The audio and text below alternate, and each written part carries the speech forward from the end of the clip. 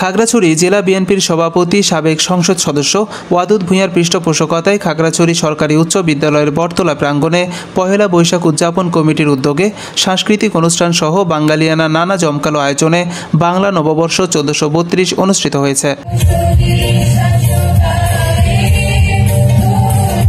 এই সময় জেলা বিএনপির সভাপতি ওয়াদুদ ভূঁইয়া বলেন, অত্যন্ত সুন্দর সাবলীল এই বর্ষবরণ অনুষ্ঠান হচ্ছে।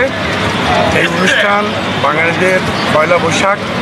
এই অনুষ্ঠান পাহাড়ে হয় না, কারণ পাহাড়ে আমাদের পাহাড়ি বাইরের অনুষ্ঠান আমরা করি। এটা অত্যন্ত প্রভাবশালী জাঁকজমকপূর্ণ বিজু, সাংরাই এবং বৈশাখ করি।